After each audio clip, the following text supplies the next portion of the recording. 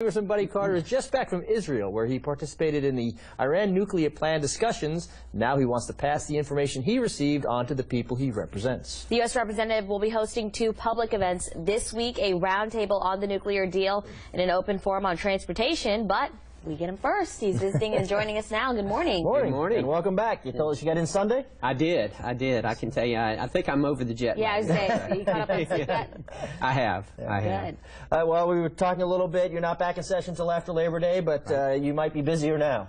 Yeah, I tell you, it's the 1st Congressional District, 17 counties. It starts, of course, in southern Effingham, goes all the way down to the Georgia state line and all the way over to Valdosta. It's just obviously includes the whole coast of Georgia. Just a great, great district. Well, the Iran talks, nuclear talks, are kind of very complex, and your stance on it might be determined by your party affiliations. What do people need to know? What did you learn, first of all, over there, and what do people need to know? Well, first of all, one of the things that impressed me the most is, as you know, that is one of the most volatile regions in the world. It is literally a powder keg over there, and when you reach a situation and you get over there and you see that the leaders, whether they be the leaders of Israel or the leaders of the Palestinian Authority, they are all united in their opposition to this deal. And that raises your concern right there.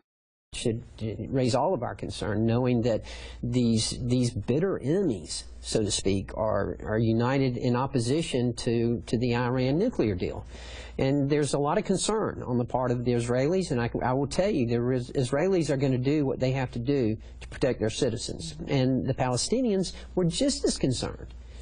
So that really impressed me and gave me an impression that, this is very, very serious. I have said, and I believe honestly, that this is perhaps the most important issue that I will ever face in my career. And for all of us, it is vitally important. In fact, the Prime Minister of Israel, Benjamin Netanyahu, called this a pivotal point in history. Mm-hmm. And it very well could be.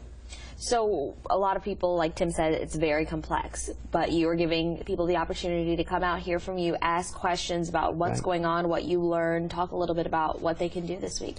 Well, absolutely, and again, it is tomorrow at 1 o'clock at the JEA, and it's primarily to hear from them.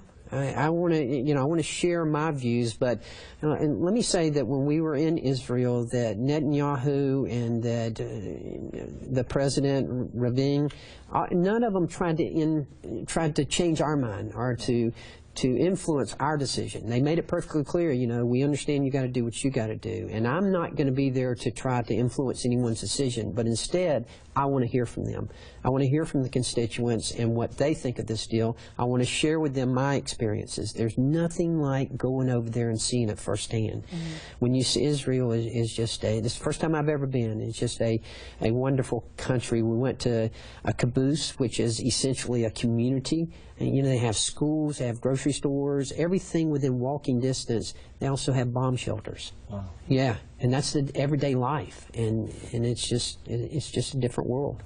So you're going to be talking about this tomorrow at the JEA, and again, it's an open discussion. Absolutely, okay. Absolutely. I'm not there to influence anyone's decision.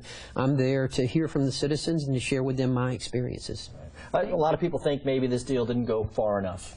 Is that what you think? Yes. A lot of people will say? I would agree, and I have to say, in my opinion, that this is bipartisan. I mean, there are as many Democrats who are as concerned with this as there are Republicans. I think, yes, the Republican Party may be united against it, and some of the Democrats are probably going to vote for it. It's going to be close.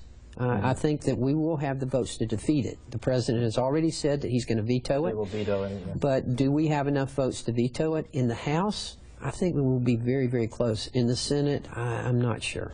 I'm not sure. Interesting to see, and then the public's opinion on it will be critical to it. So Absolutely. Come out tomorrow, JEA, not just open to JEA members, anybody can No. This is everyone. We just chose to have it at JEA, 1 o'clock tomorrow afternoon at the JEA, and everyone is invited. You got another event coming up on Friday talking about transportation. When we come back, we want to hear a little bit more about that. Absolutely. Thank you.